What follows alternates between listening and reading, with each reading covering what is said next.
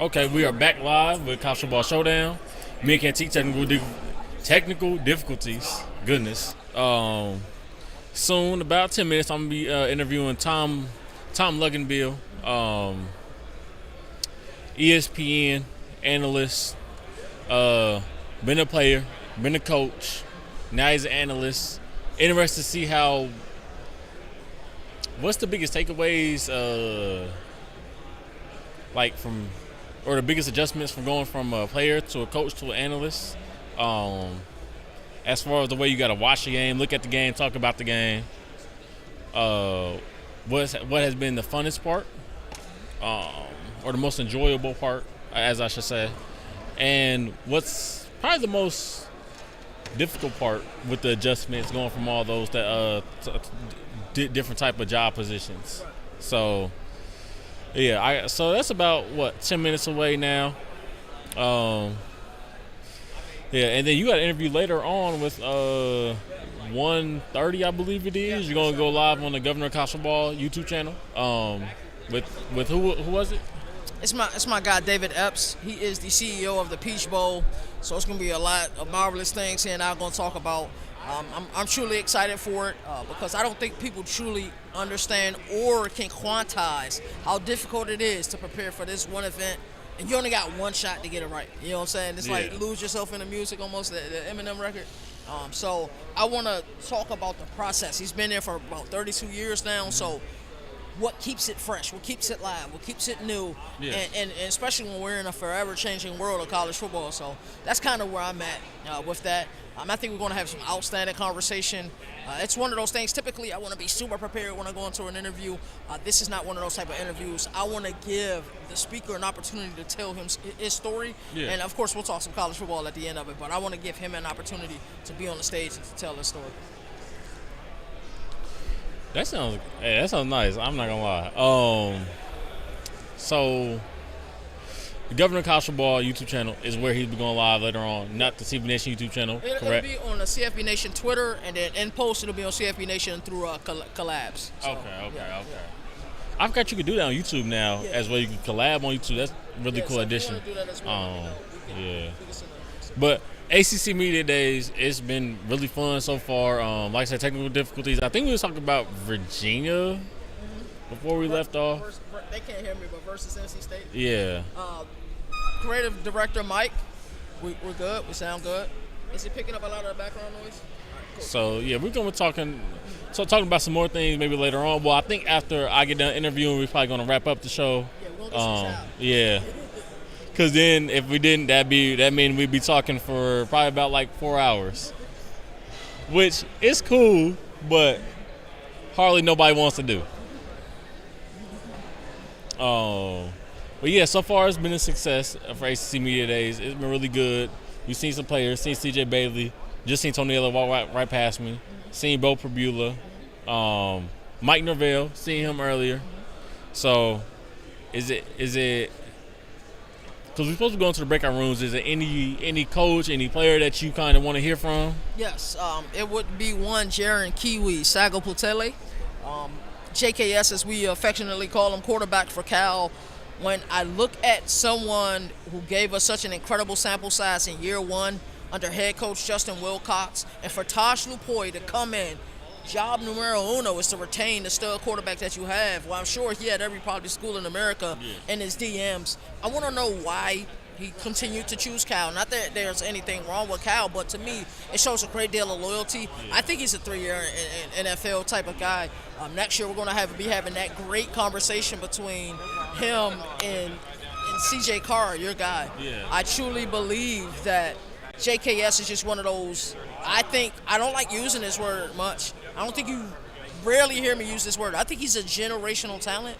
I think the talent is through the roof. And when you have a defensive-minded head coach, he's going to make sure that, hey, if we're not moving the ball offensively, we're going to do everything we possibly can defensively to make sure we stop the ball. As we saw Tosh Lupoi each and every year during his tenure in Eugene, they got incrementally better and better defensively, and probably has arguably the best defensive line in all of college football right now. That's what he left them. That was his parting gift and what he left them. So I want to talk to JKS. Lucky lefty. to be a left-hand quarterback is very difficult. Yeah. You know what I'm saying? In a world where a lot of the play calls are designed to go to your high read is to the right. So I think he's an incredible talent. I would love to talk to him. We may get an opportunity to Friday. I'm not sure, but yeah. So we got creative director Mike making things happen behind the scenes. So he's going to let us know how soon Taylor's going to have his interview. So yeah, just truly excited to talk to him. What about you, bro? Who's somebody you excited to talk to? CJ Bailey, but I wanted to talk more about JKS. You said you kind of want to figure out like.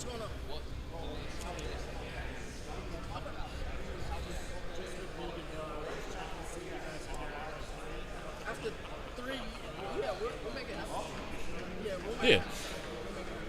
So that interview, you can make the announcement.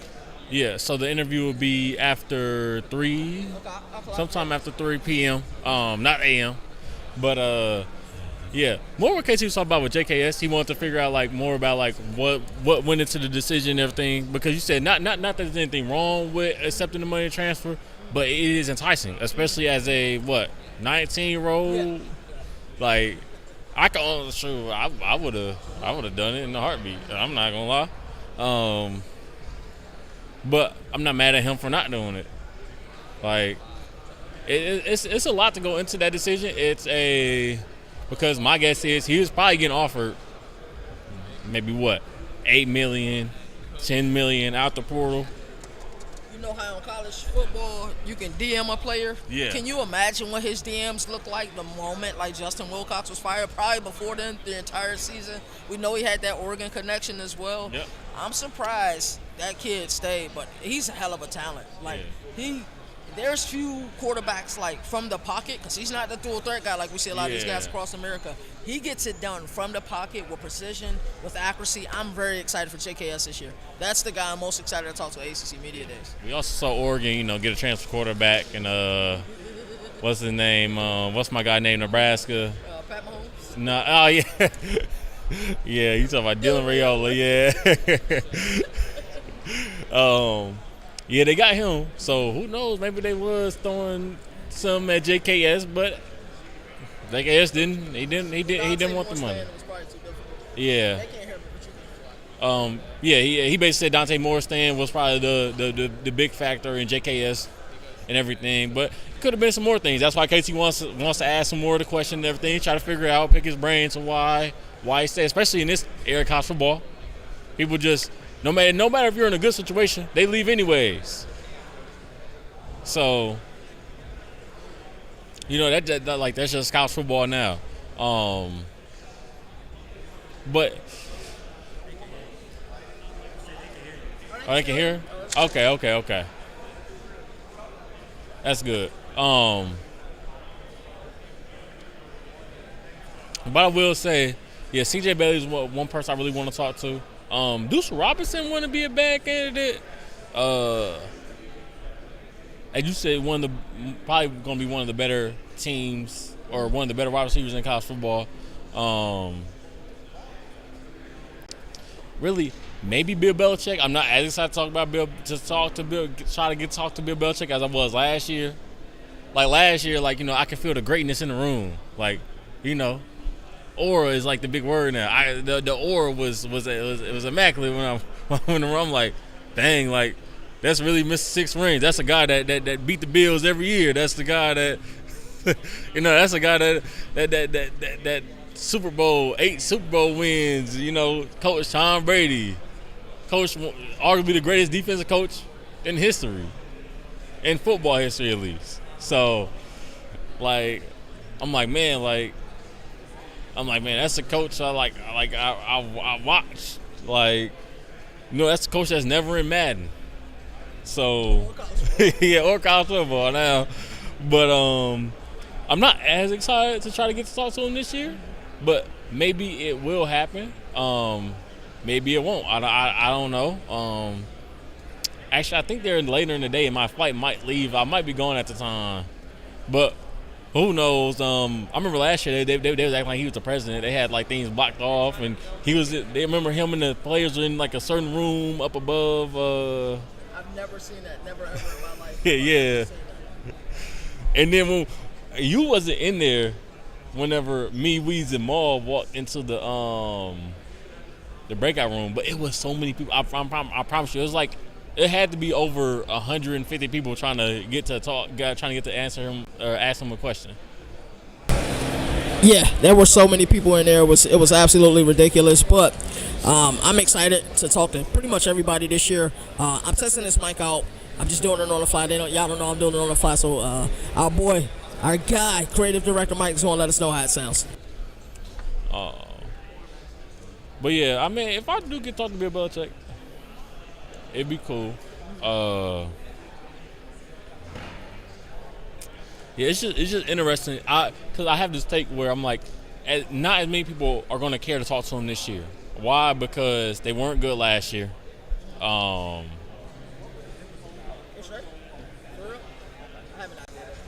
Yeah. Absolutely. Yeah. Yes. So if Jalen held this and muted, he would be fine. We just do it like that. Okay, it's still feedback. Okay, like that. So what we doing? So you're about to introduce Tom, Luke, and Bill. Okay. He's coming right now. So Scoot a little bit. Yep. Huh? Yeah. Yeah, it's still live. Yeah. Hey, man. We live, y'all know that. This is what we do. We don't do nothing scripted. So we still handing the mic. So. Yeah. You're just gonna hand it to him. Okay. Keep talking. My fault. I forgot we were live for a minute. Well, just tell him we're about to go to a Hey, quick can break. you get my water over? Just let him know we're going to a quick break. Yeah, we're gonna go to a quick break though.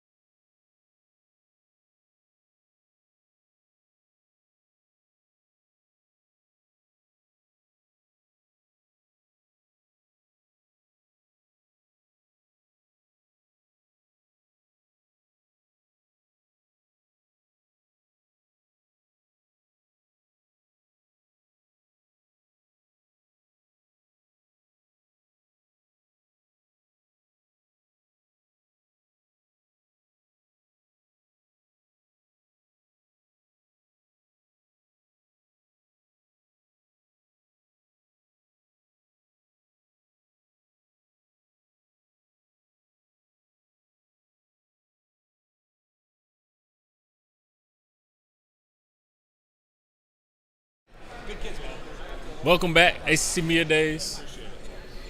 My mic good? Okay, back. Welcome back, ACC Media Days. Still live. Still waiting for Tom Luganbill to come through for the interview and everything. But yeah, while we waiting, I think right now FSU had just got to the breakout room. I want to say it was SMU maybe that had just gone to the main auditorium. But yeah, so far it's been a success. My fault, producer Mike. Okay.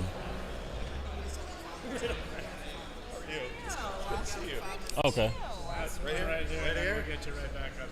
All right. How are you? So actually, I'm good. How are you? My name is Jalen Wilson, CB Nation. Nice to meet you. Guys, this is Tyler. Do I need to hold this? You can hold this one. Oh, this one? Yeah. All right. Well, he'll be holding it. Oh, he'll be. Oh, Yeah, so you're just going to okay. be doing both. Yeah. Oh, good. It's This easy. has been acting up. Easy lifting for me. Yeah. So this is Tom Luganbill of ESPN analyst right now. How are you doing today, sir? I'm good, man. That's good. That's good. So I want to start the interview off with what made you fall in love with football? It's a great question. So if we go way back, so I grew up the son of a college coach. Okay. So I've been in a locker room, I've been in coaching staff meetings since I could walk. But I think because I was exposed to it so early, and there's nothing better than being a coach's kid, I can tell you that right now. But when I got to playing age, 7th grade, 8th grade, all through high school, my dad did a really good job of not pushing me or pressuring me to be involved in football. Yeah. If you want to go play the flute, you want to go run track, you want to go learn how to play the guitar, by all means, do what makes you happy. And by not making everything about football, probably is what led me to loving the game even more. Yeah. Yeah. So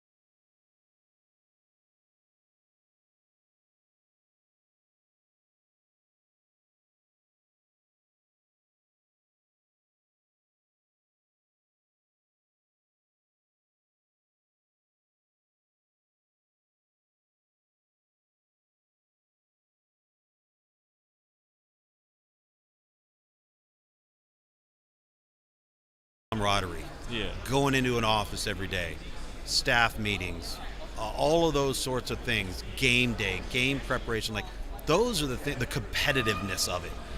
Those are the things that you miss. The other stuff, as far as being an analyst, come right over and apply. Player evaluation, being able to recognize what you see and what you see quickly and being able to diagnose it and then get the point across in a simplistic manner so that the viewer or the listener can understand. All of those things come directly from just knowledge of the sport.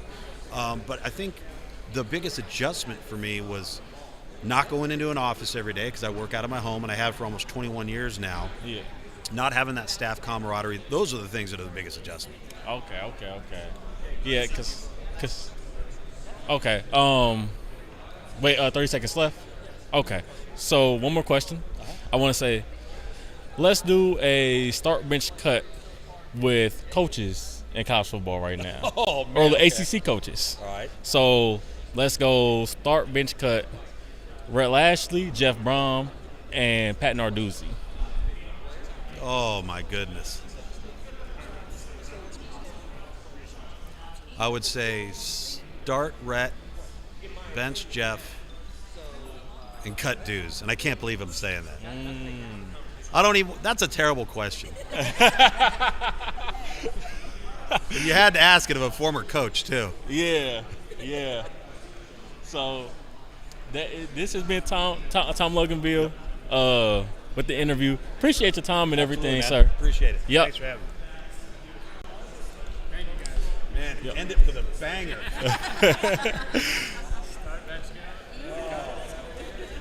I should have asked him about a start bench cut for his career, like start bench cut, player, analyst, coach. Which We'll get you back up. Okay. We'll got you on the desk. Thank you. Okay. Thanks, man. yep. Have a good one. Did your thing, brother, man. And Mike was worried about me talking about you ready, you good. Well, the audio did go out for like a minute and a half. It did. Oh man, he had some great answers though, and everything. He said 5 minutes. It didn't feel like the interview was really 5 minutes. I was like 30 seconds. I was like, 30 seconds. I'm like 30 seconds left. Oh shoot! Like, I'm like, hold on. I wasn't done interviewing for real. But yeah, nah. That was a really cool interview. That's probably my favorite so far through ACC Media Days. That or the Demond Claiborne one from last year was really fun. You know what my favorite is? Oh, it was a guy last year. Justin Wilcox. Oh, really? I thought it was the guy last year played on Devin Brown. yeah. Crazy. Devin Brown's is up there, too. Yeah, Devin Brown's was good. I do remember his, but I thought it was the guy from SMU running back, right? He played with Eric Dickerson. Got the interview last year. Forgive me. I can see his face. He works for ESPN. Cause you had a really good. You talked to him for a while. I feel like. Yeah, me and Moon, I think, both talked to him. So we're gonna have to figure out something with this mic setup. It's just too difficult to try to solve on one microphone. I really wish I actually start bench cut for his career. Like start bench cut like player, coach, analyst. Yeah. But I feel like he would have went player, coach, analyst in that order because he was talking about the camaraderie. Yeah. The chemistry and everything that you build as a team and everything, the relationships that you build as a team and everything. So he was talking about that. That made me think like, okay, he would have went analyst last. Even though you do build that with like a different analyst, it's just different when you're playing the game. You know, it's different when you're coaching the athletes. So, yeah, like I feel like he would have went. Now they say his dad was a coach and everything. He would have went, in my opinion. I don't want to speak for him, but my thought process would have been start coach, cut or bench player, and then cut being an analyst. But really good interview. Yeah, it was an outstanding interview. Great job, brother. It's easy to interview people with great energy. Yeah, he really did have great energy. He's got outstanding energy, so really super excited about that. We're about to end here. Shout out to my brother Jalen, man. That was a great interview. I'm mad you guys couldn't hear it in its full duration because of the technical difficulties we've been having, but we're going to figure it out. One thing about me, and I know my mom is watching, I know my dad is watching, my parents know I'm going to figure it out. It's just the way it is. So we're going to deal with our technical difficulties. But coming up after this, we're going to get Chow. We're going to try to get some like phone-based, like short-based interviews in some of these breakout rooms. And then at 1:30, 4:30 p.m. Eastern Standard Time. I'm going to interview the CEO of the Peach Bowl, Mr. David Epson. Super excited about that. As I always like to say, there's no more victories in the sport that survive the fans. College football is great for the season. Till next time, y'all take care. We will be back live from the beautiful Hilton, Uptown, Downtown shop. Let's go.